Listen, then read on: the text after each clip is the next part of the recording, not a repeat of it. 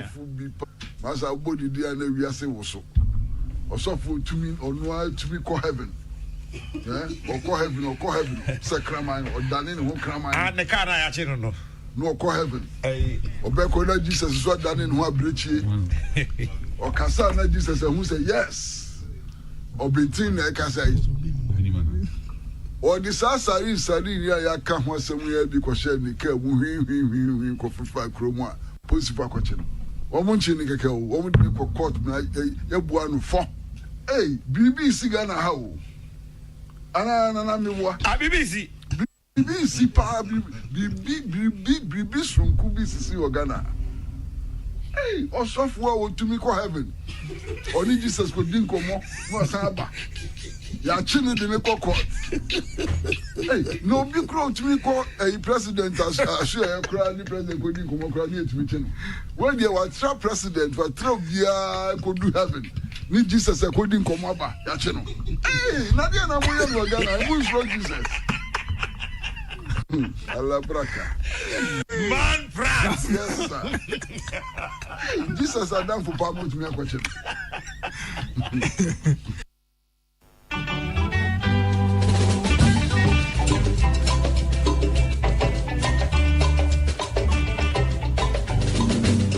Susumbri baby Abwa Ghana na Ghana beyo eyo efeminwaro Susumbri baby Abwa Ghana na Ghana beyo eyo efeminwaro. The platform Apramen ani apani pompa yiso. The platform the Cardinal Nana Kesseh sonsontwe sontwi asonsentwe ani nsentwitwi a ekọ batako bramai esinukoso ato apetia mantemfi asansa krokotiako the platform sunie asisi nkondwa asisi adwa ama trankondwa trenufua bra Nana Kesseh the Cardinal tiadwam ewo peace 104.3 FM so the platform odoso puyo ade doso ensempudiom amanyosam abrabom nsam asetrem nsam ani amansa hodo so nsam ani se hodo bi ade a ani ne hia Nana Kesseh the Cardinal wanina pamfo our the platform dwumadie so wo peace 104.3 FM edwada ni ukwada numre biada efri no nwotwekopim nondu the platform ewo peace FM ensam asisie de aba de akro ani de yatia ni de yehunu ni nyina ne ne wudi na apreto ani ne sombi na yansiai na banu so a emia the platform chire wadwene bi Ghana ya my Ghana.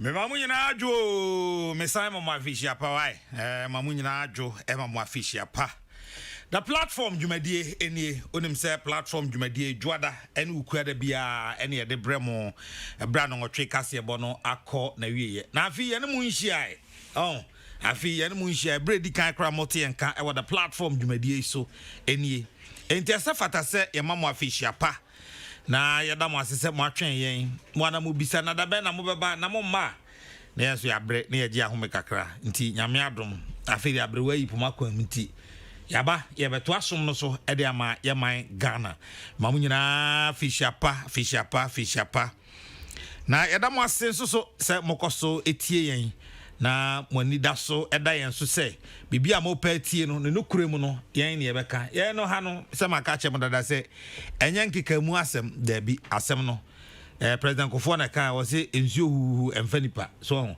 ye ka no boko but de pese ye ka no so de yebeka we ye den ade pese ye ka no yebeka ame ho atoye ne yebeka ne se ne ye pe no so ame akoma so atoye yem the platform dwumadie enno yenim se atituru ne mpanifo ne tie sa show inti yen to masekra ene emfa odo a mode amayen no arehyimu amonya oyimu no yemfa eni agro ene yen toto na se da mo nyina se anwumre so me ne team we bay na yamama fisha pane mo transi ne ye ka mo sa afi nso ye besa asom mo se ne ada bia ye no no mpo afi ye betum nkyene a chense ne ya no emfi a etwamu no Isaac Odro and we head of production or Isaac Odro the diabolic Isaac Odro Patricia Sefa Fisher Patricia Sifa Fisher, and Samuel Apia, Elizabeth Ejin, and Prince Bafo Asamoah, Omone Shishe, and Medi Honchame, a friend and I, Kesseh, with me, a friend the Cardinal, me, and I did the platform, Medi Honchame.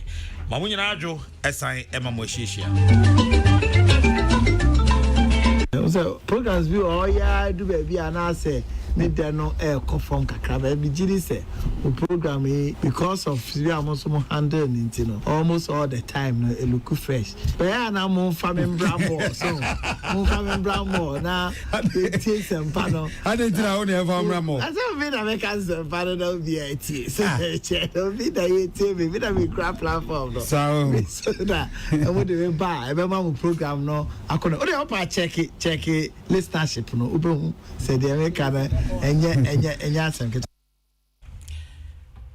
Arengaze. Champion man. Avijapa. Afin ko bete. So see and down from Ramo. Sa no ntra na first one me na maba. Etim bacho yeduaba. Yeduaba mo. Ye mo afishapa. Afin ko bete. Ye da wasen so say your programming on to na se. Anytime I ever froze, so we busy said the cra no utumi bobi mushem na all the time no amaye yani so bu a de maye e was show you so anytime I ever froze bi a onya ho adaje maye no ye do wase no kre said the ye nyina ya ji atum say programming a programmer a provided platform nyema how mine nyema koye mo mine nyema de o mine be ko nanim no yenya ho kwan di ho nkomo and until any time we provide a platform baby am go bia no na say me bo modern na me bana e be di nkomo if you say and let's say me nra e be sen ko bono ko ye program bi na o say if you be say 10 mo na o say be sen ko western region ma no pay ya wo ho e program ye wi ya na o say me san fa flight bana to me ever count on a program. Nti may underrate the importance of this program at all. And anytime I may hear me media arrangement, you know, the factor platform because a very important platform. Yeah, that's it. Now holidays no what fanka man prat. Oh, Isaac we no ote. Obi eni wo this dey na etua tax. Obi emphasize the etua tax. On am say. And so wo dey ba e wo senia wo be hyehyɛ no afa ana nsampa obeka fa ho ene be ma nipa ni beje. Na afre dey yempani for no mo yi ama na bruso. Be. As I say 11 number. Ekuafo nya fertilizer. As 11 number aban we kesi ntua wonka. As 11 number ye nya kwan. As 11 number ye nya gota. 11 number ye nko school. 11 number apomudin su beti. Ebe. Abe. Na kaza na gumu nchire sa. Wani beji wadi. Anje bi beji di. Obi angu nsem nchene te so no. Why no kotna faako. No see 11 number untumi nko school 11 number onyansio 11 number onya kwan 11 number yentu aka 11 number fet yenya fet why kaza eyo no pe ndi opedi ogu nsem nchene a na nya obi a se eyo no a no kre tax de obi ani ho a na ni beje ho se yemfa taxes mbra okay abra NDC for wo ha mo chire omo the tax by condoms cutlasses ne niam bia any say attractive taxes kra omo ye you understand you can want them no taxes ye ade a fitititititititi abra brofo wa ha brofo omo ankasa kromu anytime yes the tax bebe biara amanfo esoritia nti nya ade a enwanwa one mete no nya ade enwanwa kra na all the taxes and so ba ubenya adaje na wachirichirim nti there's nothing wrong in saying say yeah budget income and expenditure and revenue and expenditure. Expenditure side, salary situa. You had to be called education. You had to be to your interest payment on the loans You had to be to your principal on loans You had to be a subvention to subvented organizations.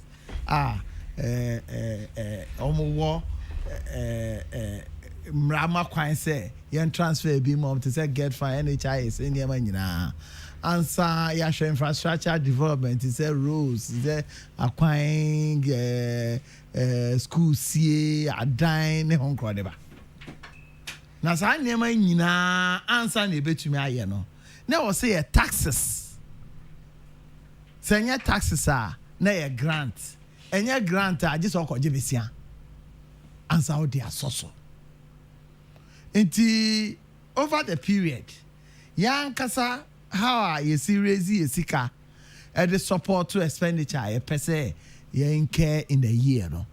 Ushe as a percentage of sika you be here na ewo fompa. Inti mprembe no na say you rely because no sabi abro free crop ujiri say obi say ade na unjane nko IMF. Na IMF no sika no mo de chiche wo ho. IMF sika no mo fan chiche. O de mawa conditions e wo ho. Conditions ni be ni say untumi en fanko for public sector. Untumi en fa sika no enye certain kind of expenditure bia that be ebe boa. IMF o mo sika se fa koye 1D 1F. IMF o mo sika no. IMF almost sika se fa koye free SHS. Sika o de be ba o be expenditure rationalization then profile Kesseh at the end of the day no emwo bia. Na nye sika so ye free. The tibia no ubetuaka. So, it wo run on mine. Na say there's an avenue to internally raise money. Enkoye debts.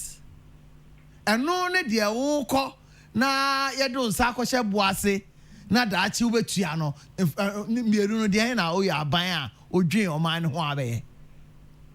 So it is obi Kesseh yeah debt to internally generated income no say ye gi esika nyina na utua salaries na utua sika interest on loans ayaje any principals na yajina na utua sika ye transfer ediko NHIS get fund sika no almost ni nyina asa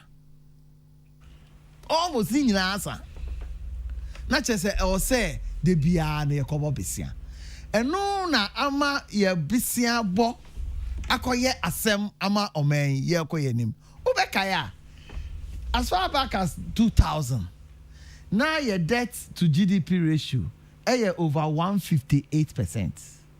Because a debt to GDP ratio over 158%, they actually say ya Gigi ya tuonyina the whole year ya dituaya car. The following year no assume say yen fasika nyehwe. The whole year sika be gini nyina no ya dituaka. Half year sika be gi nyina ye di tua cancer ye betumi tua ya ka yen tua salaries yen tua hwe no sanity and na president Kufuor e baaye with HIPC intervention in ema nyina asa na president Kufuor fi ono ni ate debt to GDP ratio no from over 158% to just 26%. Abra president Kufuor efio. What it means is that se agije ye to nyina ana ye edwuma afena ye mfa sika ne nyina nkotua ka o ye de mu 26% pe ene betua ka 74% no aka for other things. That's what it means. But answer na MPP beba no na ye ka ye de no ye gigi ye to nyina na say GDP for the year no ye de nyina betua ka ya san the following year ya san the cat siga beji nyina fa akotua ka nti am I debt service no or sustainability ratio no sustainable 26%. And I no NDC for buy. Oh, there's room for borrowing more. There's room for borrowing more. In the interventions, there also much say infa. And you bet to me I get the expand your tax net and your tax base, no. Significant improvement in our tax identification, our tax mobilization efforts within that period of time. Because so kokan obi baka say yes o kojita sa eno na untumi nko school untumi nyese no I can hunai na etina hotna ye bo bisia ni gum and I had that to GDP ratio increasing from 26% to over 72%. By the time NDC4 efia ben, what it means is that say a feeding na juma ye be no. Emu 72% ye di chiaka na ka just around 28% for all other expenditure.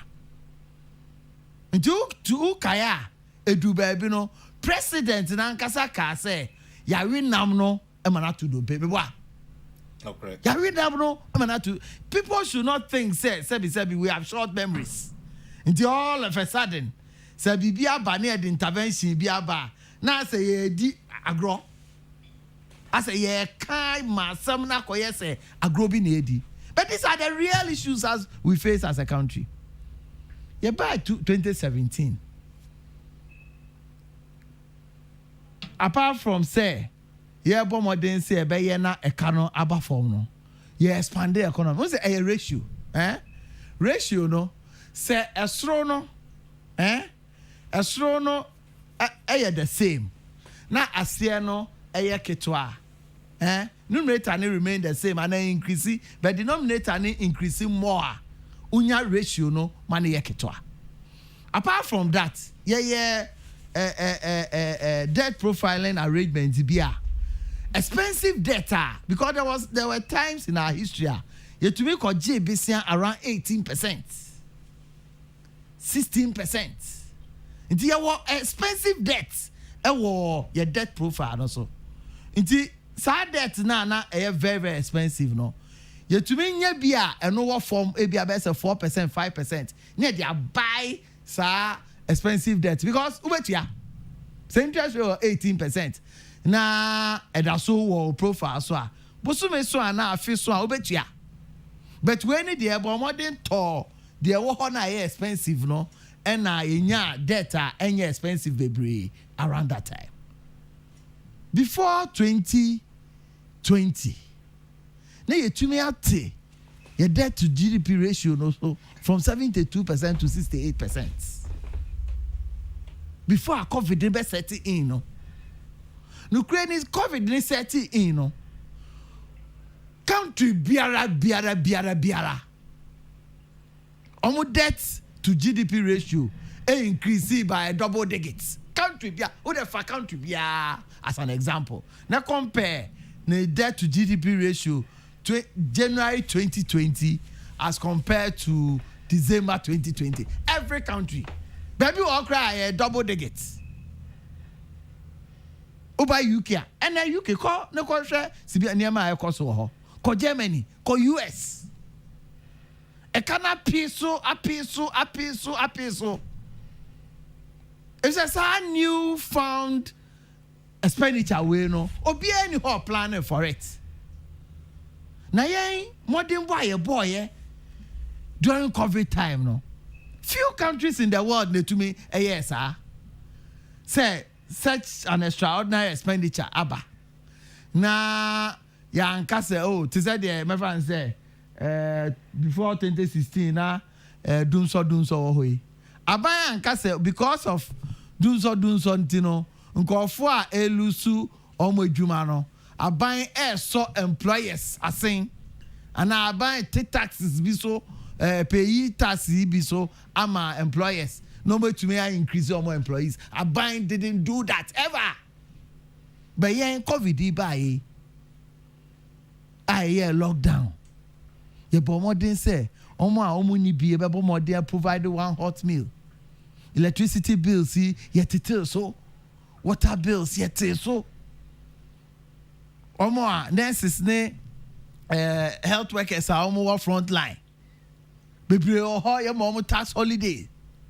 Yeah, when we expenditure, yeah, to support the economy. Because President him say, look, economy no say den kra na se nipa eda so tiasia, you betumi turning around. Nti say ebedi economy na chi na nipa ewu na yentumi enya niema ebe protect ya. Ebe wi ase no na ye kra ye nte ho na economy ne kra ye tumi asa ye ne foforo. Nti o hwe your management of the COVID now excellent for an African country. Very excellent. Niema ye e de bobo ye ho ban no. But nyina sabi esikasam. So, it afie budget na ban ye ne say we share electronic transaction, particularly Momo ne sa other few electronic transaction ya. Increase from close to 500 million around 2017 to almost 1 billion Ghana cedis. And you know, aban adwin no. Just as ye dey talk tax eba. Ye nuanu kwesi practical ho. Ye ho demonstration.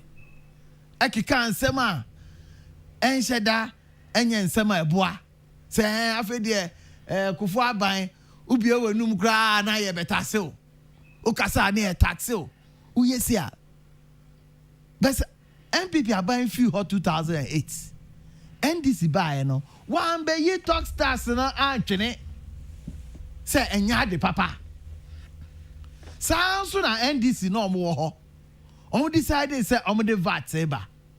Yeah, your concern ba ko ne say na rate no mo de ba. Abra ye implemented VAT wa hada no. Na was rodo there was 17.5. A whole demonstration call ya no bo twi call ichire. And almost repackage no mo de ba. On the ba 10%. Obi anka ho hwe. Ya ba no ya be ye fi ho.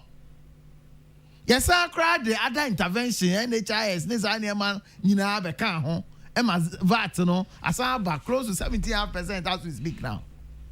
It is a quasi prat kind. As for toward dear, there's no way I ever introduce you tax measure, BIA, or BIA any better Honda. And this a toll boot, I if you have BIA energy, no, but no pono, and no pono, and no pono. Almost to live around toll boot, no. They leave their economy around the boots. Me be na me hwe e kwa udu praswa. Omo e wo to boot, omo ton kwadu ton, omo ton nkati e ton, omo tutu body e ton, omo ton body e no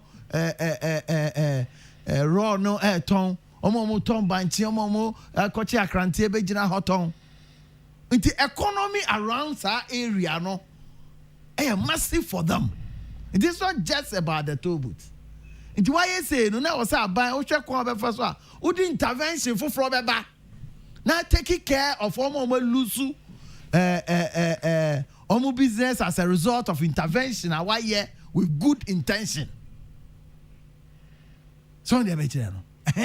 Nti the year cano enye bibi a ye ka obi akotena baby obetu am example of obi or communicating on behalf of government and now ye MPP ni o say ye levy na mba ye to go school ye levy na mba ye to ye to nyakwan ye levy na mba ye nyansuo ye levy na mba una ye o ya just say ye levy why na yes sir it's exaggeration by the all complaining about exaggeration. You see the irony? Or no, I exaggerating. Or no, see, obi mo na exaggerating. No, yeah, na ba. Then. We've seen all these things in this country before. Are we saying, say, we should continue relying on loans to run our country? Yes, on the other hand, we can say, okay, why don't government look at its own expenditure? The alternative is that Aban decide say onye e-levy. Aban be say okay, in your expenditure no, we share amount of money and kebenya from e-levy na about 15 to 20% of GDP. Then you young cut expenditure by GDP 15%. Now cut expenditure by 15%. And don't affect the road. And don't affect health. And don't affect Nkwara Eco School for free. Until they are okay kano. Yes, Aban decided say on yeah no. Ebe affect some of these expenditures. And I buy me uncle loan. Na loan no some money. Can you believe said this year budget? Interest payment and principal repayment. Hey, best 45% of our total revenue for last year. Are we going to continue like that? I buy an alternative anything. Say all bomodin aye 1D 1F other interventions are ebe to be a raising more money. I buy try say nkofo bebre almost any tax identification number say nuntino informal sector omuntu ata say kwan ben ne be fa so a ye be rope obi in na nkakra obi a contribute to kakra na etumede ayempuntu juma ye hia asoman. Now the very people ye per road ye per school friend is saying free SHSC ye double track ye per first one track. Now one track ni road ni near my airplane no eno sika ene ye. It is about the bibiaba. I think we must discuss it. Me ni obi any problem if you will be feeling say oh e bia 1.75 no do so yente so kakra e bia anya 1.5 and even 1% kra na discuss na ban feeling say e bia ye sha asent ye nya ni say with time no ye to be the bia kan ho say e successful. I don't think that this is an argument out of place at all. It is obi ka revenue the betumi the aba no more examples of niema sebi yenya sika na ye de be ya ni so bi betrans na or can it said ye sebi ya ye kasama aba na ye kasama ye party no ye nim de ye. I see. Uncle JB John Boadu General Secretary New Patriotic Party ono na ye no etwetwe enkomoyi ene no me na anhyase amfiri ni party mu ye hyase fisikasem mu na kaba kwa mebi sa no sikasem na afi ya tiesi ni party mu ene emu ensem a eho Uncle JB sa wo hwe prior to election 2016 for ahodo amu ye ene nkyerɛkyerɛ amode ma o my Ghana efa sikasem ene susu amomo wo a mode beteto o man ni sikasem ama no akoyie na sa abre no man penda da John Dramani Mahama wo ho de na otutu sikasem ensem a okan ne ade no sa wo hwe nne ba bia na ye gina sa abre no amoba be kan ya that to sa friend saying we ratio na okay 72% no GDP ratio 71% a oka ho asemi ene yatra ene ade ni nyina sa wo hwe sa indicators ni nyina ha obeka say mo afeli echen NDC abai. There's no way MPP are practically NDC aye. MPP a practically na it is NDC aye. But omo woni abusi ndu say. Yeah, omo hono na abusi ndu say. Omo be fa 2017 na abusi ante de ete no. About 2009. 2009 no. Their debt to GDP ratio at 26%. Almost few on 72%. Do check ya 5 years. Now your percentage almost de account. Na minua no credit e ba akope. Ye buy na growth in the year 2016 just 3.7%. That confident buy she buy. You say economy no na nya hwe. Na petrol yen ton no $80, $90 per barrel. Na petrol price no e wo down.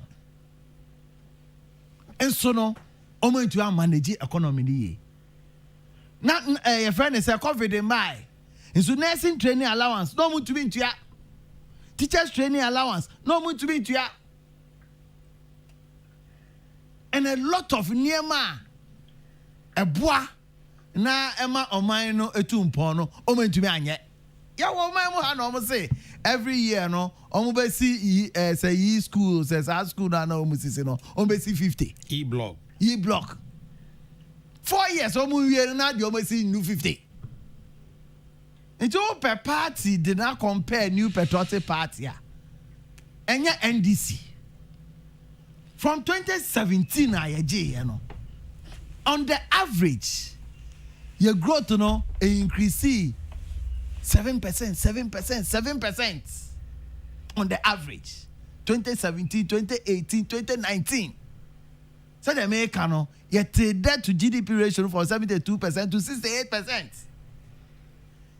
The American, you introduce free SHS. Emma, and then close to 2 million of young kwara go school for free, secondary school for free. Where now they got to NDC for honor. You buy 1D1F. Yeah, over 100. Over 100. Road network, within just 5 years. NDC 8 years in I'm sorry, say, me dem ya dey ho to NDC because almost standard nisa. Nti na akoye say, okay, it's our argument no. Na say NDC nye na nti na esesa ho. Mo sesa yen so ye ade asen o mo kra. Nti aye say Ghana for sesa NDC. NDC na da so war power na enya COVID ya. Nke ejina ye wu. Nke ye nyinara. Because ni ade obetu manage economy ni ye. Ni ade obetu manage. Omo prescription, omo opposition.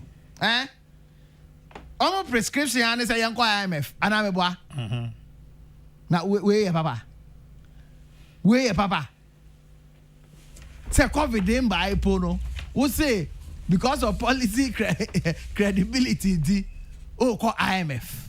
At the end of the day, no challenges say a massive in Kwara US school for 7 years. That in fan Kwara was doing. Do so I come for almost 7 years. No, it been added to the air can you. There's no way so the make no MPP are practically no say NDC it is yeah. Would to 2 year hokra but make a way no.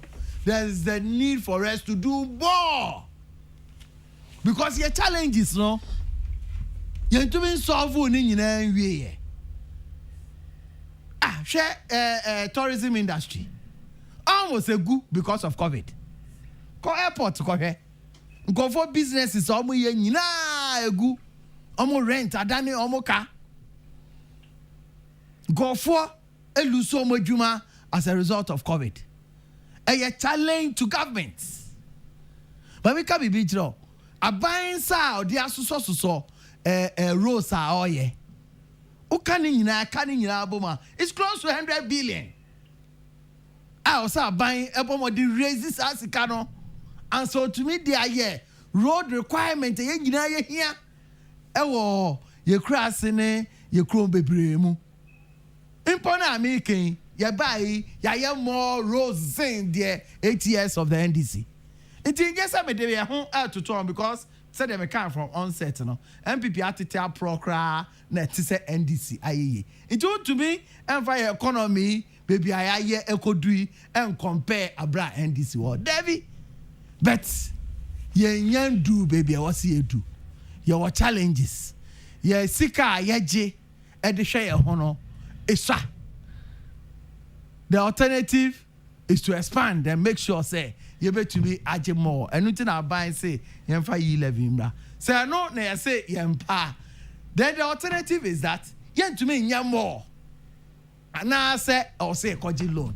O koji loan so na ema obusiano koso. Until that spiral no ebe wo for a very long time. It is there can obi any how better I can say just the bare fact say your debt no increasing from 122 billion to 340 billion. No, naturally say, and this was 2009. How much you now total debt 9 billion Ghana cedis within just 8 years. Share percentage, you know, everybody call 122 billion. So they make There's no way. And yet two parties are also they compare crowd. Never. I see. Never. Tivika Krebi has say, quite recently, no one penda that John Dramani Mahama, this has some way to also, there is no dispute that Ghanaian economy is in deep crisis, a crisis marked by huge budget deficit, an unsustainable public debt, rising inflation, a rapidly depreciating currency, ever rising cost of living, and loss of confidence by both domestic and international investor communities. The effect of these have been now what? Man, how the old kind or rank of wedding or on our way west. You see the day depreciated by day, every day. Until go for business, how much and it's almost $3 need to see because I think so that the day depreciated by 50%. Unemployment level almost on massive. Important unemployment graduate association yes, well, you responded to Obia or what you did a buying man went to me and ya. One say ya now say we are wishing away the challenges I owe. But he is not the person to teach us economics. It's like a brother or no teach you moral lessons. So never chill. Because only alternative be the only alternative is to run to the IMF. Okay. The only alternative is to run to the IMF. Within 5 years, I have interventions. I know on so who die so bet me be on so who die back okra. Ne di agroman opportunity bi on ene de zabegu eti. Na dia o kiken o aban na o rane now for 6-7 years doom so they are working it to be sustaining as economy mu TV station it to be cry radio station TV station e come shift me boy so na your na president shift e be about 8-9 no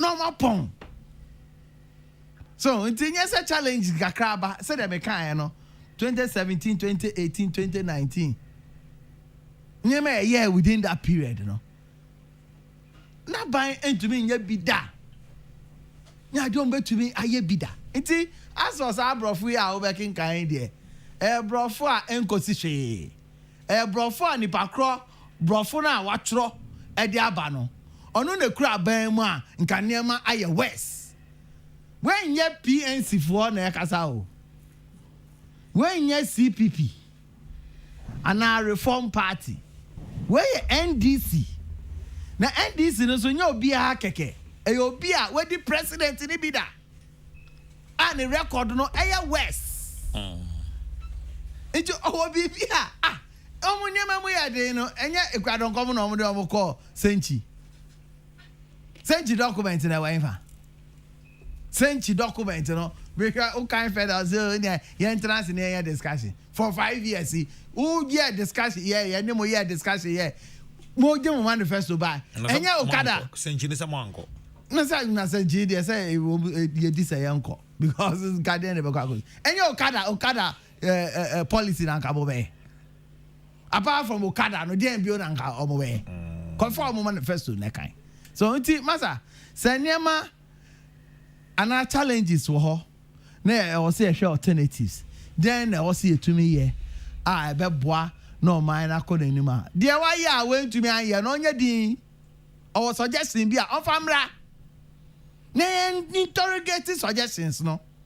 You interrogating ya buy ya COVID buy. Some team say omo ye the COVID and apart from first press conference omo ye. Then no ma catch rain. Then no more to me abeka kire nti ko man say oh NDC for no more power COVID aba nti e hwe ko e be fa so a over the suggestion be ba na o man na ko ni ma gabesi na nke ye nyina ye nwuye gabesi na ye nyina ye nwuye. It is a populist kind of responses just because challenges kakra or hono. Yes, we will treat this as it is. Because some are reverse the kakra. He's worse. Not buying a worse. So, you see, well, for some of us, we feel say, yes, ya buying no, ya buying, and through challenges. Ya buying, ya buying. Ever take the destiny of this nation into his own hands. Now, quite a fast one. They are resolving your challenges as we move on, with courage, yeah. I see. With courage, Omo Ebeye, John Boadu, General Secretary, NPP, and a numere, Meneno, Casano. Na ye levy asamo ba ya, may tietia the amount for so, can making kind the amount for so actually adeno. Adeba Kwana, as a Ghana for do ya, and say. Say the 7th Parliament of Ghana, no, yen 4th Republic here. And Kai levy in Kenya issue cry, Sanse, Sabra Namo outright majority, in Kenya, and Nessa city, and yet says our 8th Parliament of the 4th Republic. Minim some also amoye, more among so trenching us also so sharp, Uhunasa pepe, Namukuta 169 seats, and Nasisia Bay 137 plus 1.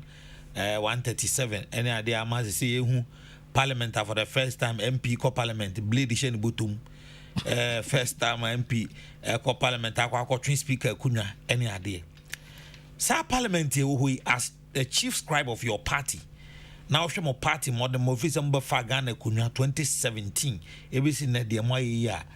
What will you do differently then abakacha unko for differently said then necessary mo year going for some person cause to na ban mo. They're trying to say,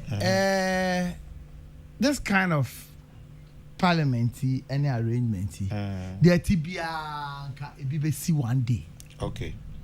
Okay, 2008. You two about you 108. Now a 230 parliament. And they're kind of call opposition. 108. Now, president, a winning first round over 100,000, but when you're 50% plus one, and you call second round. You call second round in the winning, yeah. And your minority, we put the hang close way crowd. And your total minority in parliament. And the ever running a buying also. And the such situation inside the working. Yes, I know, correct. Yeah. Set of executives hereby. Now total number of seats are 122. Okay. 122. And I jamia drum ye juma they call 169. It's not as if say Obina they call 169 Obi the about 137. And in the history of our party, we share second over 2 highest seats are ever in the history of our party from UGCC Besina 2016 2020 2016 and 2020. Yes, there were a few challenges leading to the Yabeduno. But these challenges, I was saying also my a way forward for ourselves. Say a party, that's a party taking decision. Near decide say decision I take, yeah, the about 20 year, you better skirt and blouse. President winning 145 seats. Sabi presidential campaign, and you'll be a manager, yeah. President in the campaign, and no constituencies, you're winning 145. Central region, president winning 19 seats. And a parliamentary in year 10. And the year party for and to skirt and blouse. And can say parliamentary and to say said Americano. And you'll be and a running president campaign man. A yarn a running campaign and they didn't have one touch. Shall constituency is a German not. President winning with a margin of over 11,000. a margin of over 11,000. Now your parliamentary candidate, no, no, MP no, elusu ye, because obi ako primaries. Hona na ya waful one. Mama aful. Obi ako primaries. We lose primaries, no. Only the crowd of one year, so montias ye.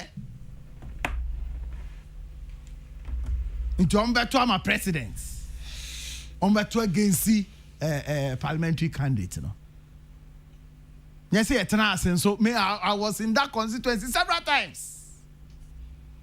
Party for Ankasa Kote Skirt and Blouse Association. Ayana ye can ebi mo omu ni mo so ye impose candidates. In fact, baby I told primaries, particularly in Greater Accra, how you lose more. Because we were not able. People who lost primaries. Share Okankwe North. You call primaries, President Winnie or your parliamentary candidate lose here. Tema East, you call primaries. Crower constituency, you call primaries. Ladade Kotopo, you call primaries. Kole Klote, you call primaries. Ablekuma South, you call primaries. And I go for Kanekeke. Baby, I am called primaries, particularly in Greater Accra. We won. We won. Say Ramho. Oh, say Ramho, no. And yet, because you impose to candidate and I am called primaries. The tradition of this party, and they say you call by elections. Now your candidate, a winner. You on call primaries, beyond. Towards the election. The main election. The only exception in our history, a offensive South. One Dr. Diaby, Brad Safu Ewuyeno, Honorable Safu Ewuyeno, and they didn't hear a candidate. But winning here. But the management of the constituency, a doom maybe an eye and Kesseh, Shena, and Shenia. One shall not harding until you decide they say you will call primary. So apart from a whole baby, I will call by election. Biara, a parliamentary candidate, a win a parliamentarian. The next election, your manage a ticket. So it's not about imposition of anybody. It's part of our tradition and part. By a political party, say, say. If there's a need for an intervention, Inti edumra ubebie no biara abefa forms. NDC for some year proper checks of their parliamentary candidate on background. In case say I say not omuni courts. Yen beyond that, you be vetting aye bibia ye yet another committee. Emma omwa Sebi, ebi omunti omemu ha omatena brochire kakra ne neman.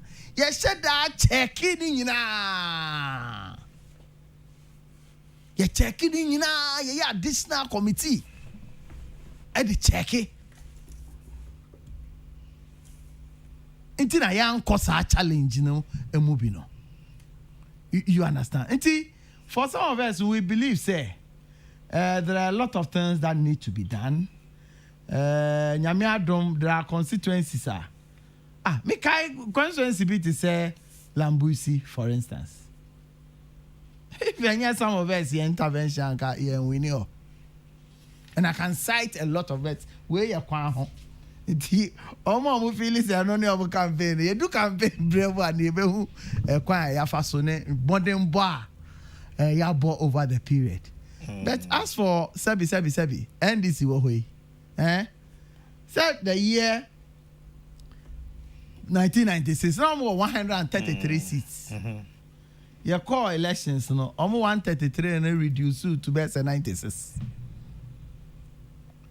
Yeah, call 2080. Even if it 2080, cry about 2012, no. There were 123 seats per 122. they are coming na NDC there. They lost the elections, reduced from 123 to close to 108. They been 169. You understand? 106. Yeah. 106 from 139. We snatched 55 seats from them in the year 2016. 55. The very executives here and Omugusu. You see, there are what I call balance between incumbency advantage and disadvantage. Usha over the years, and the idea, maybe there's not a platform to do that. But the idea,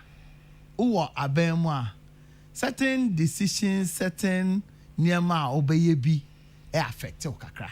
So and it affect you not because it's a decision enye, but because a painful decision. One take your mind and say,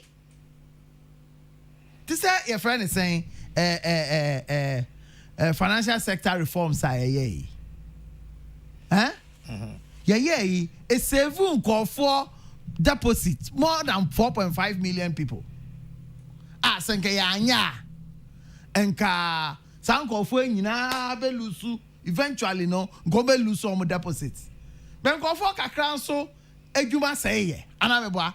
Such people no you can talk about auto share president's vision of making sure say your environment is protected.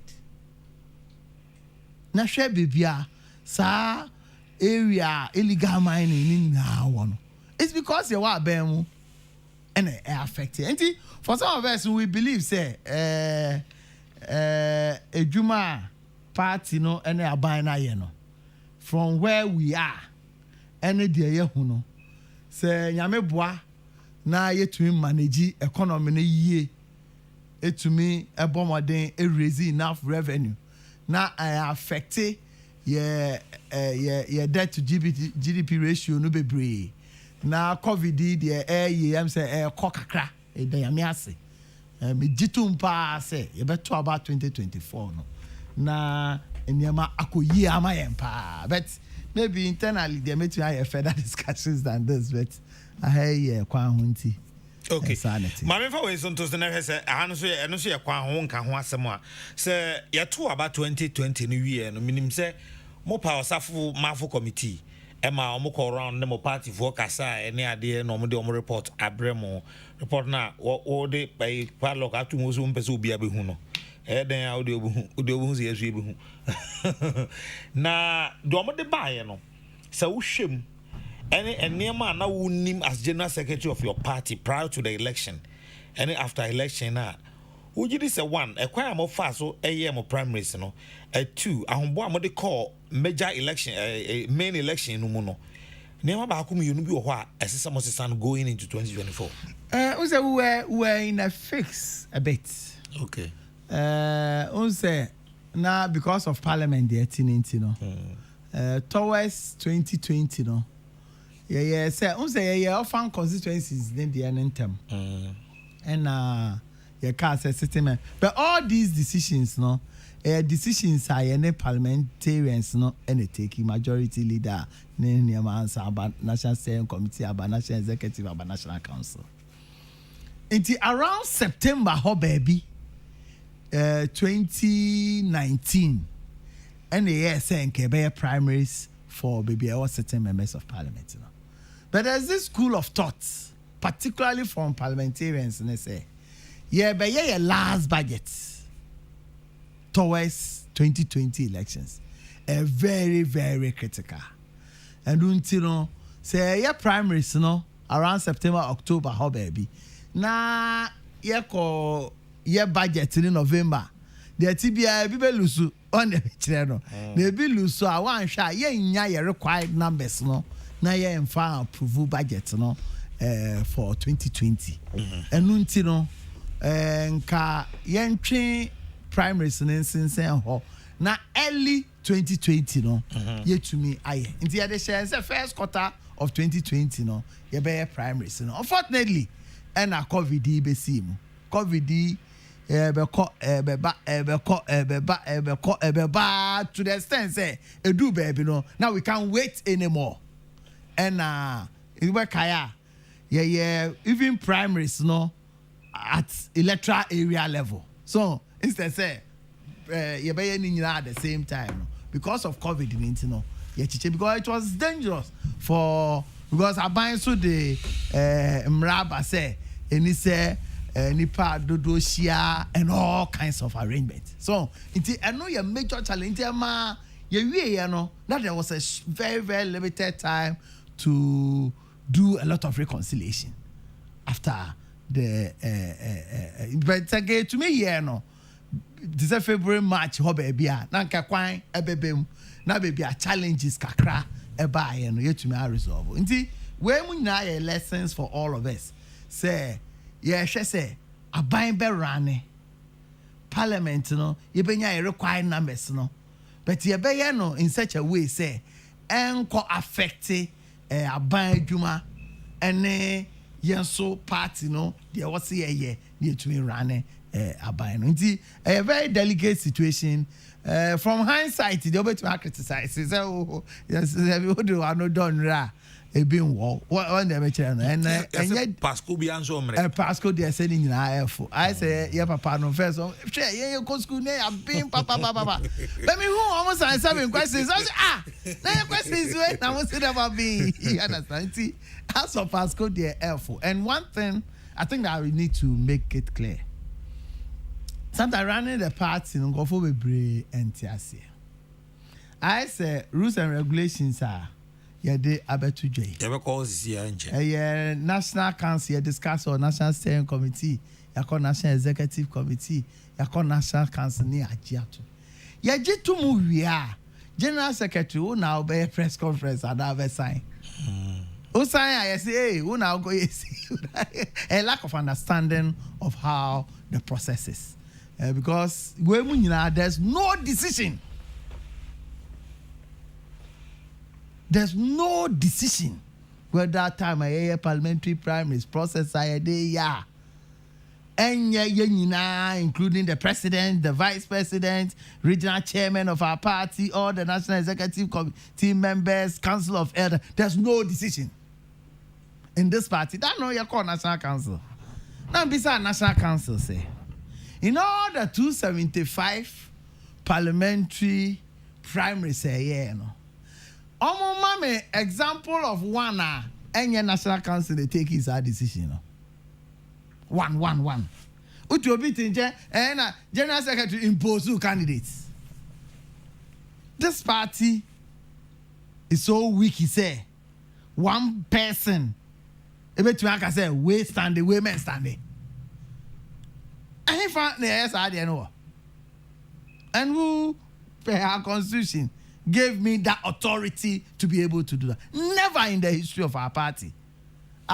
Yama one person. All these are decisions it take bet a baby so because we are mena me dem nsa ebe share woman NSA me call Western region. Me no more discussion about rules and regulations. Me press conference now me no my photocopy no be a crabby. So I said John wait rules and regulations. But that's how it is. Service. The Jawa near the aswal and you can say the Jawa near the aswal. Only say sometimes because because me decide this semester contest you know. Say a national chairman problem cry. Yes, John Boydu. Say first vice problem. Yes, John Boydu. Organizer problem. Yes, you to cry problem. Yes, John Boydu. But say they be kind, deliberate amnesia, and sometimes you can see say a lack of understanding of the process. And I say ni da ho keke na nipa kro e person here because of person say we didn't also contest it. I don't mind at all because there'll be time for that discussion to be made here. I hear. Osha time now we youth organizer ofemu ne baby obey national organizer. Mekaisa election would be a national organizer. endorsement a unyaye na enye ketwa nti time a foko ni Kwabena Japan case ne ba ya obeye acting general secretary amanfo still a di wachi ankasa na omo wogide wo mu pa e na odidi wo manim call 2016 a ukonya sa victory no e baaye 2020 mekai ko fodu 2018 na me wo hobi mo call sa congress no e wo ho eno so still omanfo nya wo mu gidie e na omo say JB toaso gidi amanfo de share wo mu adwuma omo de share won san say yema omo ugidi se adwuma no omo de share won san no eno a na waye anase wankasa se wo hwe wa hoden ene de wonim e wo party nchichire mu ene de obetimi aye a ugidi nso se ba bi ohode a wadi u party hwamo ama party san asifom na sometimes no one sha o kan ase udwa wenum udwa wenum. There is no party in this world omo yetumi ato aba now within 12 hours omo tumi akoleti omo resource nyina. No party. Maybe a national organizer. No? One of my main manifesto the introduction of pink sheet tracking system. Say pink sheets, no. Mra pink pink sheets, no. Production of the pink sheets, transmission and transportation of the pink sheets. A quite faster about polling station, ho. A quite faster benya agent, a trainee or my polling station, ho. You're too obejina ha, my time ever pon, yet to me, ye be a home troy, ye benyani do be a benya, ye back a can boom. Ye be sure say ye be sign. Ye be DHA a call collation center. Yen so ye dear and sabekana kwamben, ye be faswa. You bet to me a buhua konta ni nyina. This is what I call pink sheet tracking system, no. Say you be based on that, near the abe fun sem nyina ebe mo for the fact there's no party in the world to me year 2016. 2020 there was massive improvements on the year, no. Said that not only were we able to transmit our results, we're able to transmit all our pink sheets. In the end of courts 2021 get almost 38,622 pink sheets, you know. Get in your courts. Get in your courts because of the massive ejuma. Yeah. There's no party. The kind of resources the support to your party in 2016, 2020. Even see where party Buddha. Impono supporter on a periodic basis. Echo constituency, echo region. My personal first time I started my communicators, BB. And I'm saying yes, I increasing no kakra. Me can your mama yawa.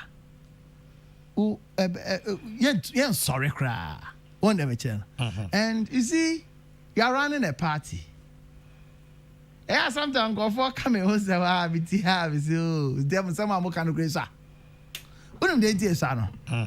the only person Matra Party office from 2001 headquarters 2001 one position or the other consistently to date. Now we are National Finance Administrative Director, National Youth Treasurer, National Youth Organizer, Deputy Director of Communication, National Organizer, and General Secretary for the past 20 years. Now, only NIPA and ADL for the past 20 years. Only NIPA who take decisions. Decisions are affecting NIPA. Decisions are a B. Anybody home. Decisions are a be any home for the past 20 years.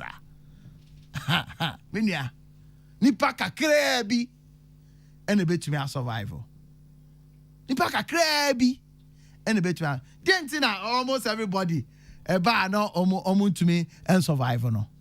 It's because nyama ha esi ye no over the years, no.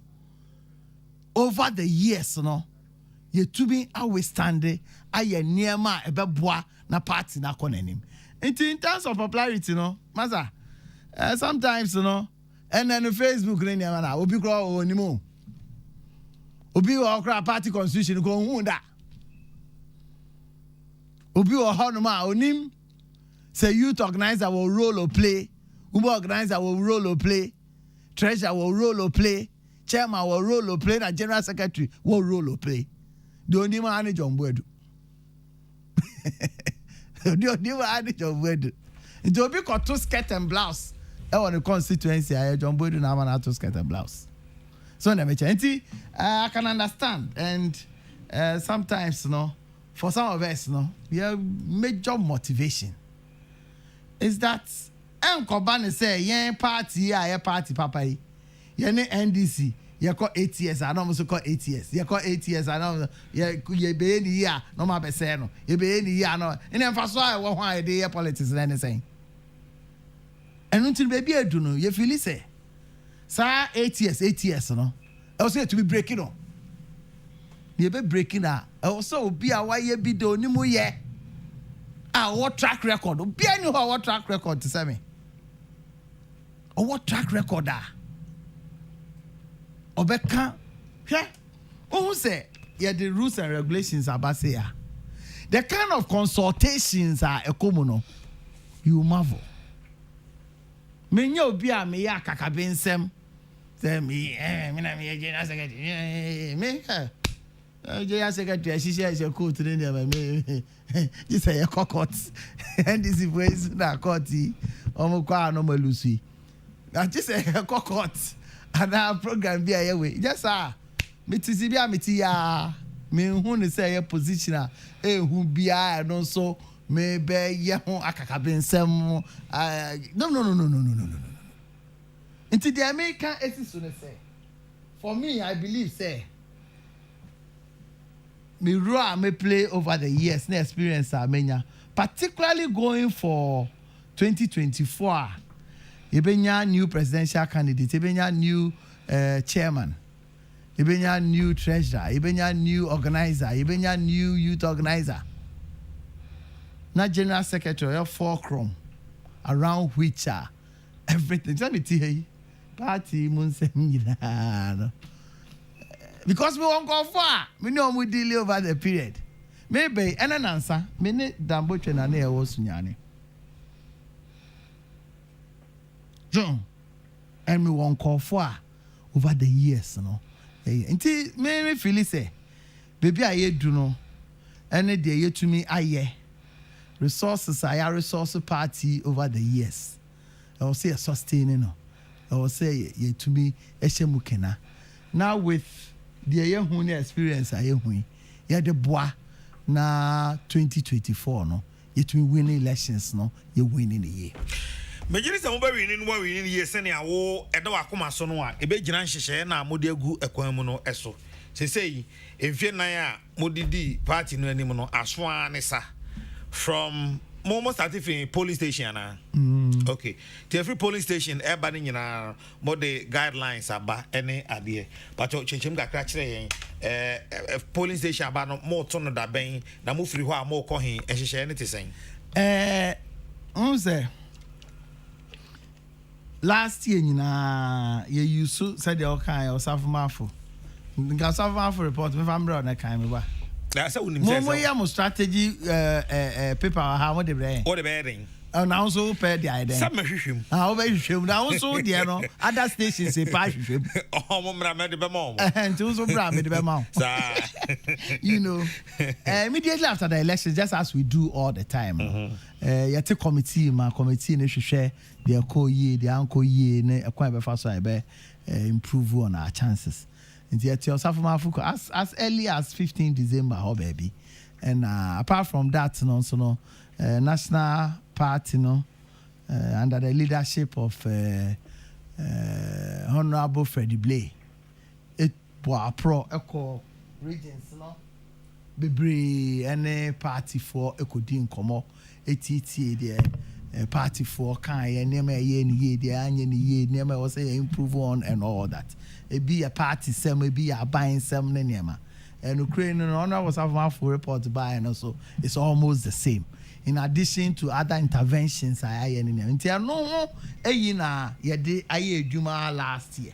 So last year based on normal report on the buy and yeah conferences all those election year and yeah conferences to also review our activities during the 2020 elections. So our conference straight away brings close to 200,000 party people together. We are 275 constituency conference, almost 200,000.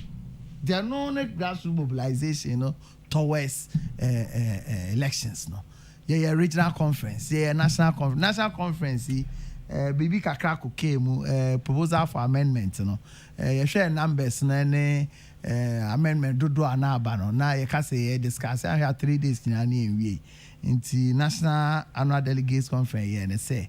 National Council and committee now committee and fine tune proposals near the abano. Now ebeko next annual delegates conference now yako who discussion you be jatumo you be boatwini you be ratify there be ane aye and until as we speak now the constitution amending in 2017 and one until the status quo of our constitution remains.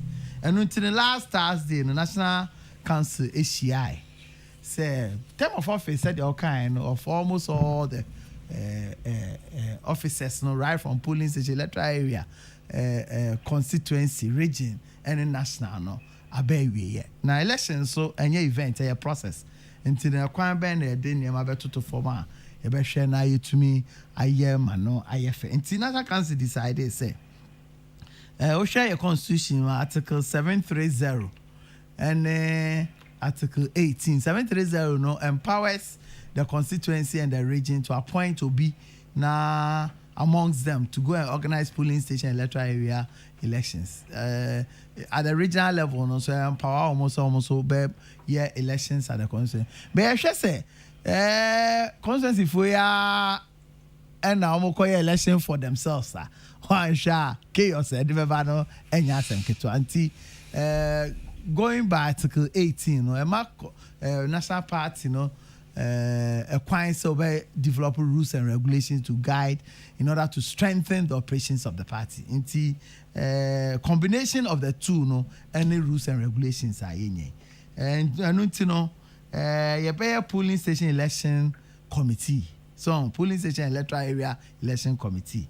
Na composition any regional executive committee be nipa baako e be a minister e be a DC e be a former member of parliament, former MMDC, former governor appointee be na say obi a onkoye bias obebobo den ahwe na edwuma ne yaye.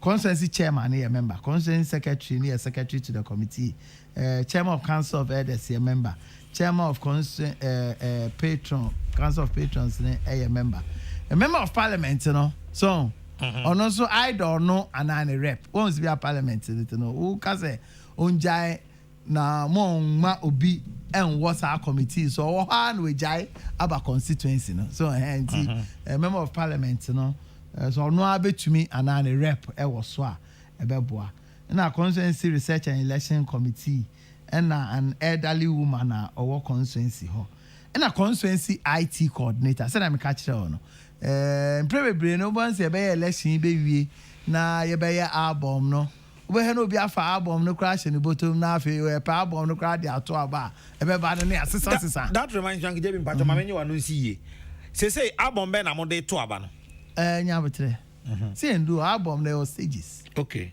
nti ba ko na wo na mo dey to aba dada na o say no dey ewu foforo dey e be yi ti say album bi eni ho okay na pese me dey ase nti over here no challenge enya over here be to aba na afi album over here na album mienu aba ni nyina chairman assign mienu ni nyina and all that and until because of your experience I work digitization mu ne niema ye to aba yetumi keka ye mabom ne niema ye the IT coordinator na ka committee no say ye to aba o polling stations ni nyina wia normal back collation center.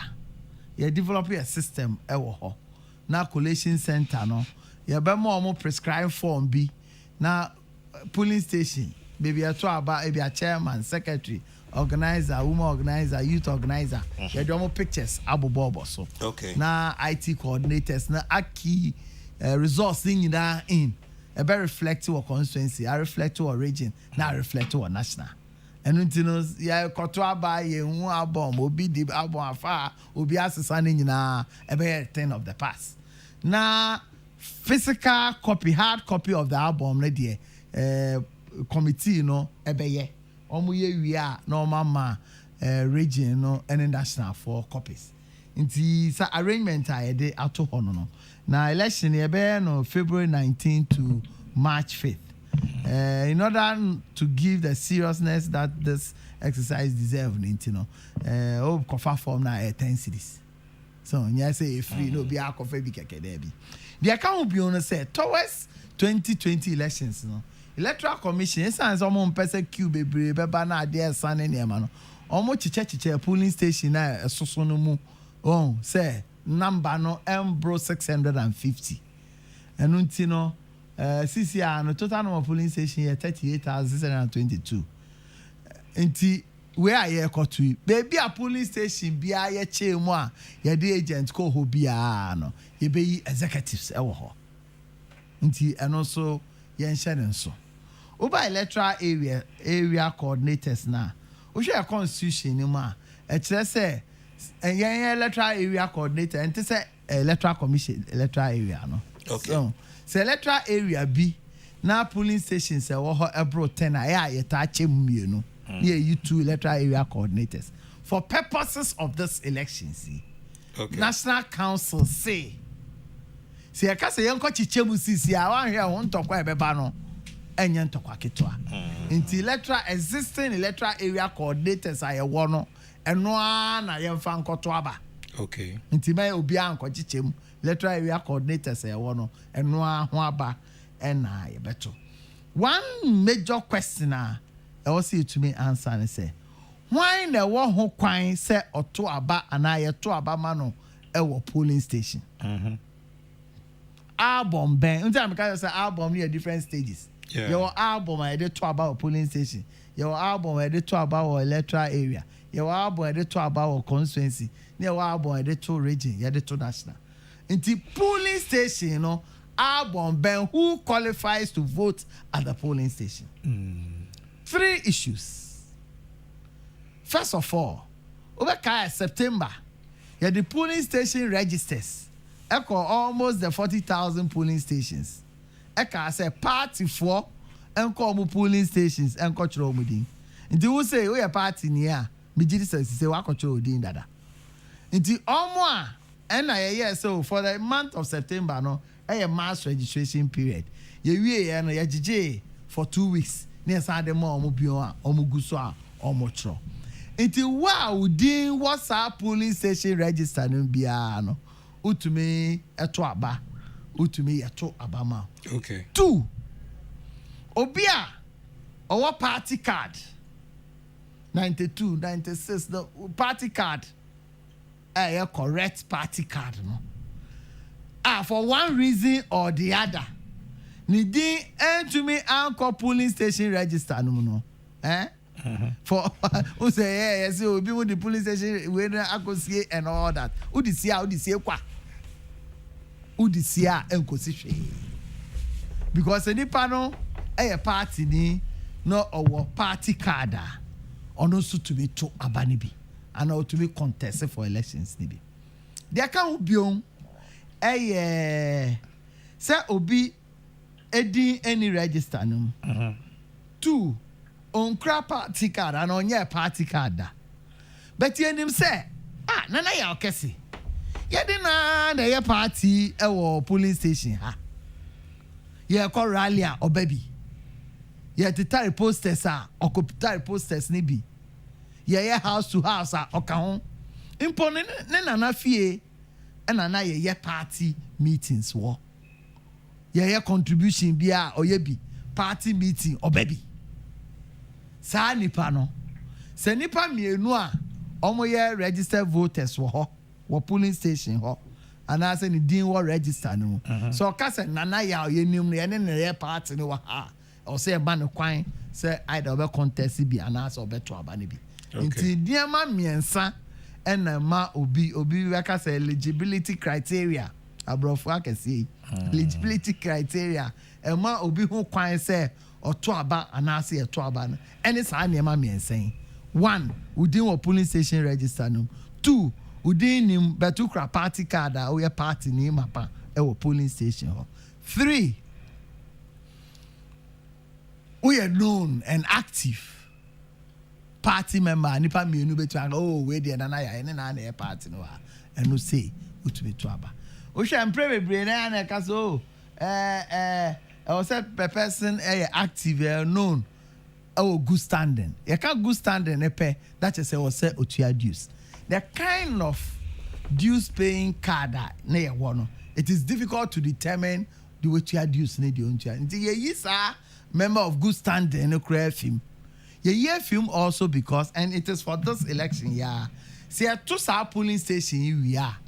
Ye the new ID card eba. Sa ID card in addition to sa plastic ID card no. Yeah, the dues paying card ebe count.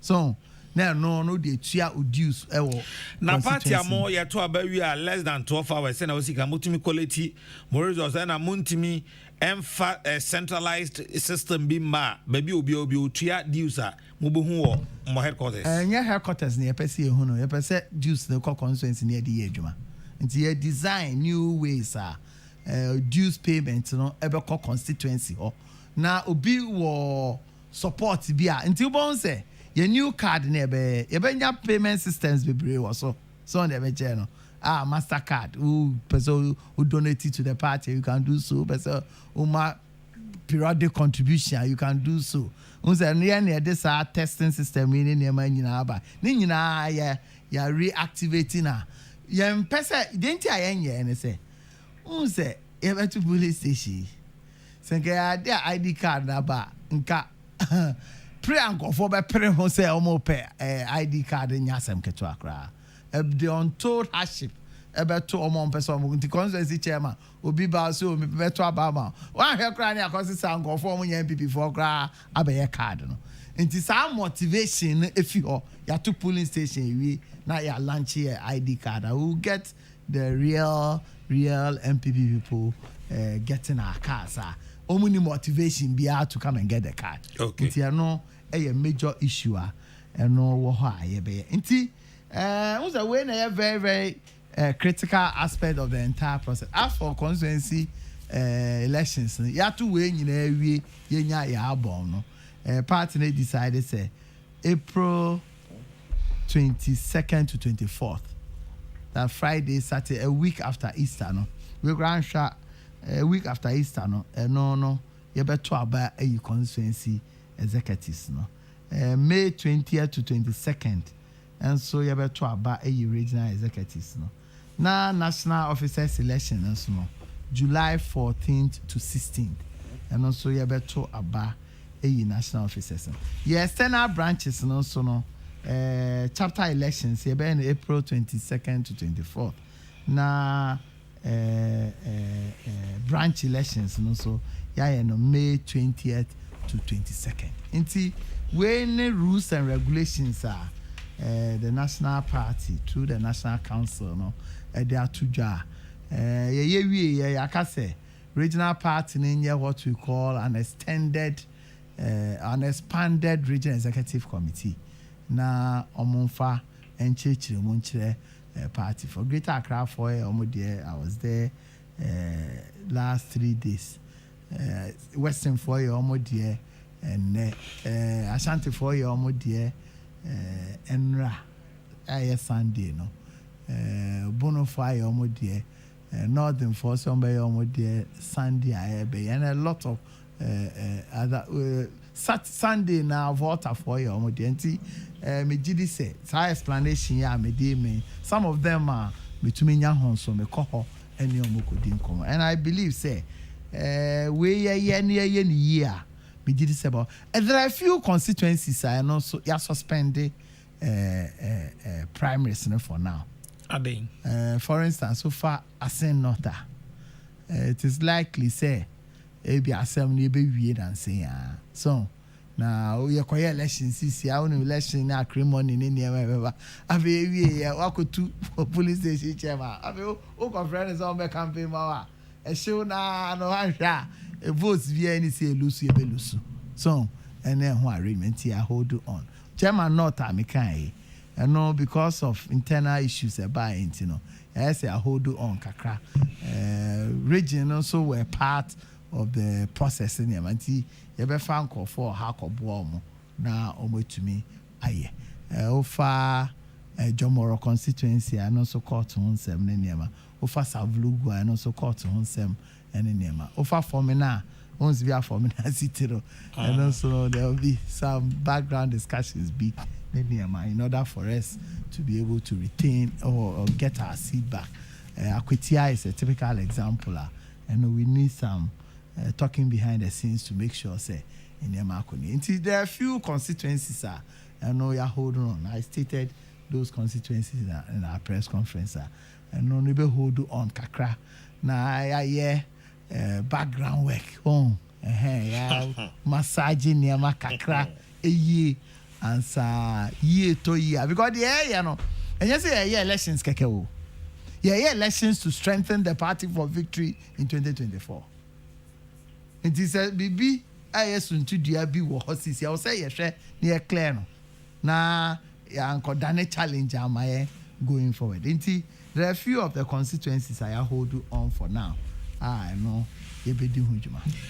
What can the Ababi see national elections in July? So was it July saying 14th? 14th to 16th, yeah. To 16th. Yeah, Greater Accra. Mobile Greater Accra, yeah. That's fine. Now flag bearer flag bearer no.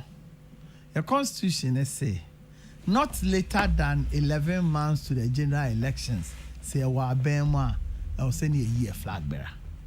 So but so we no more abem so mo nhye dani abem kire say the odemoti abem no nko biom so they say who abem or abem nti edo enye issue bia okay enu nti no on say bibia wone mra ye de so we run up to July 16th no na ato national na wi ya to national na wi na yi national executives for ana omo ho no ana bibisa na ya constitute national executive committee na constitute national council it is our body no and the best say not later than 11 months to the general election no time ben and I to abano and flag bearer before January 2024 the any time bia you better aba before January 2024 no within the time our constitution no allow until obviously the obvious reason a criteria be used to say yen yi nipa no too early na ma aban edwuma no ene aban presidency ne enje lay back on the presidency yen yi too late and so na man a campaign so encourage. So there's a need for some fine balance to make sure say ube yin in term dodo yin in late and so dodo. And it's our fine balance no national council eba after the process no ebe determine date no because here once 11 months at least 11 months to the next general elections no you were 3 months to start the process and end. Now, I want 3 months to start the process and end. You don't start 3 months now. Or start it 5 months. Because nipa more than 5 FA forms ebe se on contest here. Also, special delegates conference to reduce the list from 7, 8, 9 to 5. And sawa be your main conference no. Into ko share on who kiti say 3 months now we can work bro 11 months no so into titi film pa process no be to me acha na 2023 no it will be done. Okay. Mamen kind the aban for so dia back akra na fe be ye fan sorry so Nana, as the general secretary of our party, the MPP, I am appealing to Uncle JB to be transparent, free, and fair to all those aspirants who are planning to contest the upcoming elections. Thanks and greetings from Kundas Weidu, Ewosehi Asafo. And as from Taifa says, kindly ask Uncle JB the plans of the MPP NEC to strengthen parliamentary caucus to help Akufo-Addo government to pass policies in parliament. Dom Kwabenya is boiling, so Mr. Board will kindly clarify the issues of one cannot contest from A to B within a divided polling station. Okay, NS from Taifa Nidia. Or they buy, I don't know. A B ever happy, Maminka. Right. About a Ba Francis is CM. They do say Kwan at Unka. Kana, please tell Uncle JB. The MPP must marshal all numbers and get the e-levy in Utum. We have shot ourselves in the foot through skirt and blouse, coupled with the betrayal in the election of a Speaker of Parliament on 7th January 2021. Now, who caused some? Oga Secretary, save your breath, maintain Johnny. Obatampa Francis Iwabena, ACM, CEO, Ghana Cylinder Manufacturing Company. Nana One in Kaswa says, I am a constituency officer of our party in Kaswa, ASEC, and I can tell you for a fact that John Buadu never imposed any candidate on any constituency. Nana Kesseh, thus it's a deliberate attempt to tarnish his hard-won reputation. But we, the dissenting delegates, will never fall for this cheap propaganda because of someone's selfish interest. JB for life, Nana One in Kasowa. It is not for nothing that John Buadu is called Adwin Kesseh. The man is super intelligent. He is once again proven to be proven not to be just a general secretary, but an astute communicator. He's dealt with all the relevant issues tonight on your show, as they ought to be. We in the MPP cannot help but be proud of such a hard-working, competent, experienced, reliable, and selfless general secretary.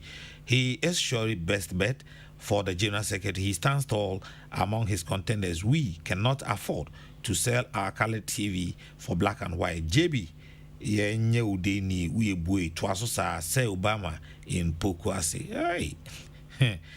Mr. John Buadu is not referred to as Adwin Kesseh for nothing. His in-depth knowledge in party politics is boundless and the economy is boundless.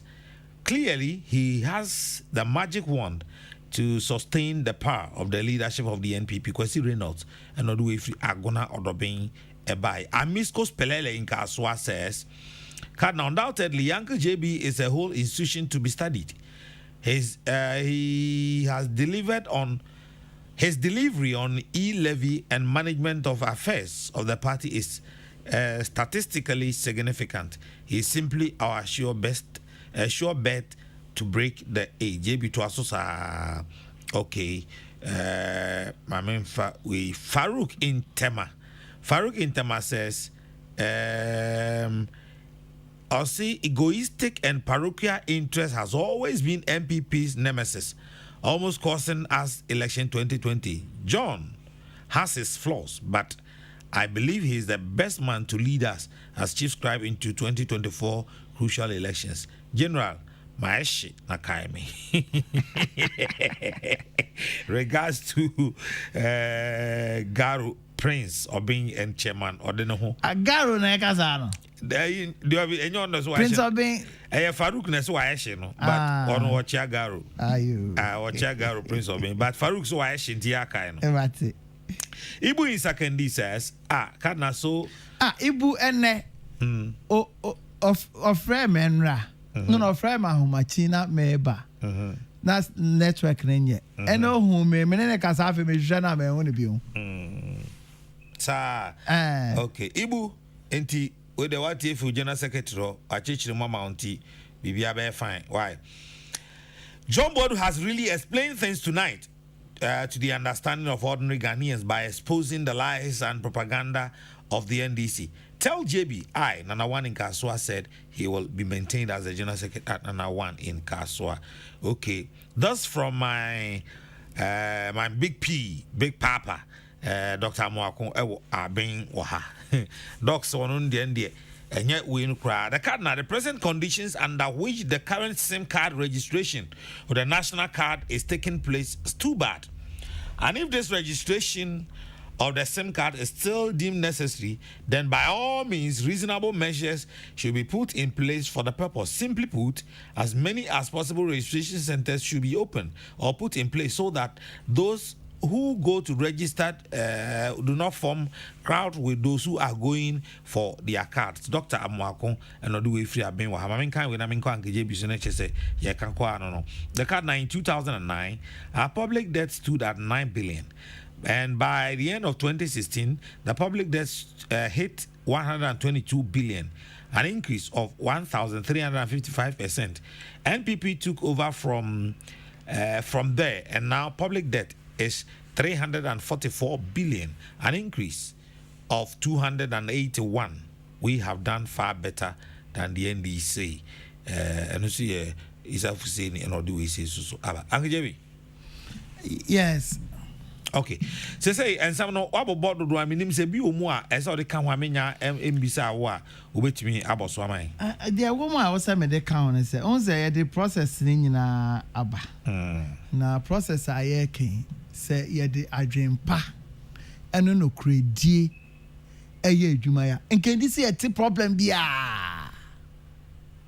So obi enkoye say oh onim say bia we nto mamenti or beto abana now preventing it from obi befa forms now denying it from picking the forms are so uye when na beginning no uye we mu nyina wie na nipa kro no entumi enya forms am be contest bi na ni bufu a na ye koto aba we expect so be beto ama na be campaign ama just because of wo the wo painting no we deny obi oye MPPD our names or MPPD papa from being part of the process. It is must stress way there, and as we come round, as I be say winning in the man they are different. But when they because who's the way we are, and one near the battle parliamentary primaries, no, and one near the battle presidential primaries, no. Polling station kwa form about 94% of delegates to presidential primaries, no.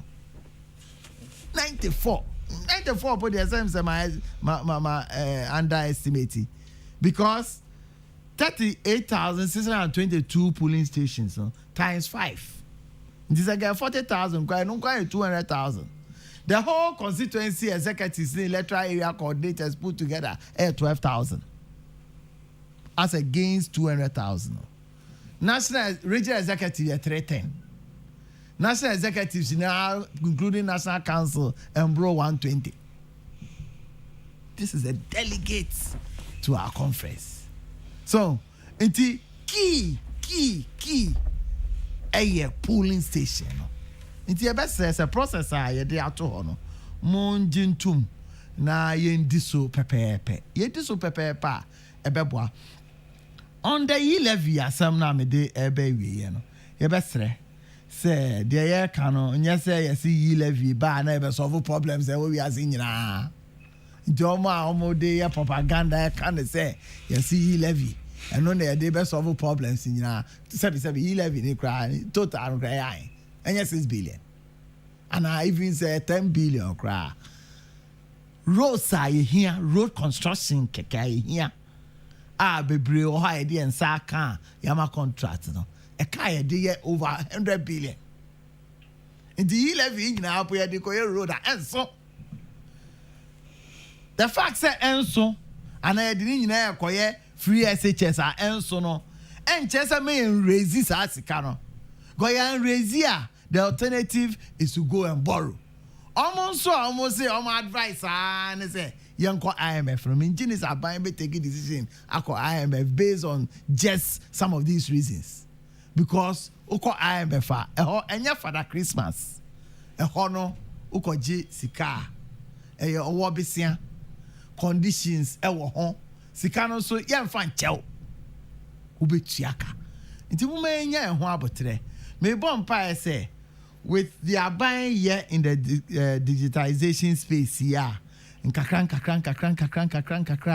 ye nyina ebedu pempenso bia you cannot dodge the tax system no ebedu baby ye nyina nkakra ebetua no ebema aban enya enough na de yenso ye hwehwe as omanfo no yetumi ama yenso yesaka na aban so eji sikana modern say for instance with the e-levy there's a school of thought say nka aban no kra eba parliament no or say nka niam or person dey here specifically obeka o na me no say okay me year e-levy no 1.75 menya $8 billion and $8 billion Ghana cedis nti ekwan we and me dey be here and me dey support we na afene so a ya said that be bu ho akonta nti utia enya ade a ebe ya ana se bibisa nti we mu nyina is under discussion me gidi say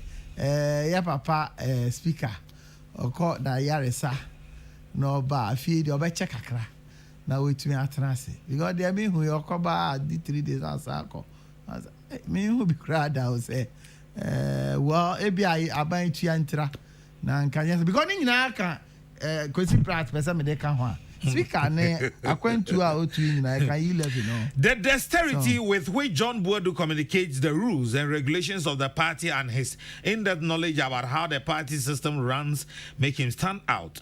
JB must continue as the GS. PK Sapon whispering from the corridors of power or no or do we say ebaye.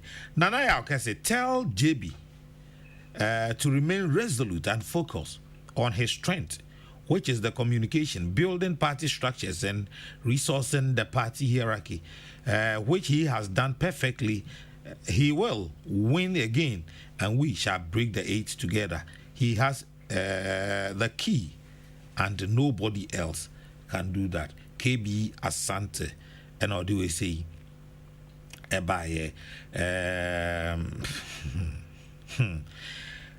My regards to Adrian Kesseh, Efiadepa. Okay.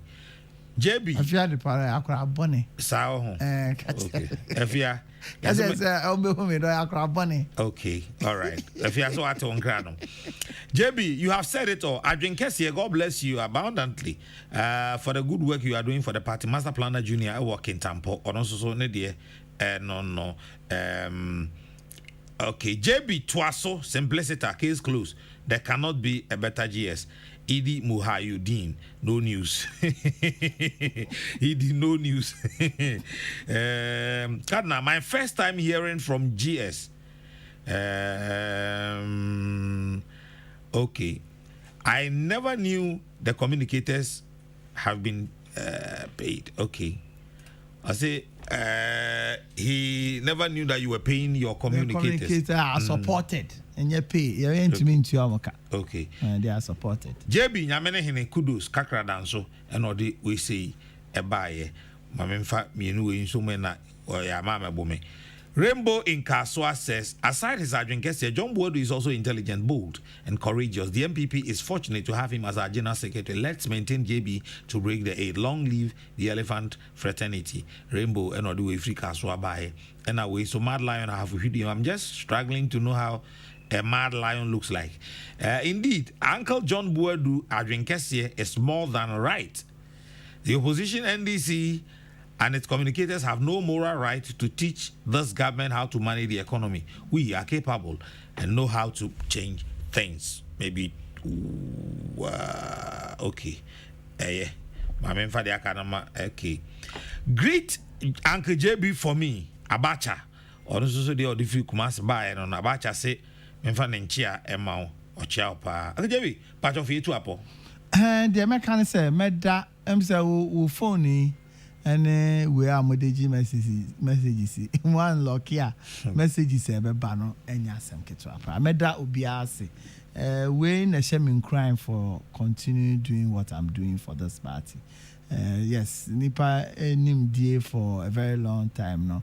ubenya bia almost be try like say that bia uni ho and almost baby you can see some of these people are almost but may catch us a majority of party people are name the air core party no feel say mentor somwa na ye nyina together yemfa akoma pa enko son party no yemfa metiu macau enye a thing of the past na because ye can ya nyire ho en to me en winia se bibi na unya ni sisi a say ye lusu a ade kra unya but nyame boa mini nkofo a first term na omuni position bia ene ba ye ba second term yi ebi abedani minister ebi abedani MMDC ebi enya post CEO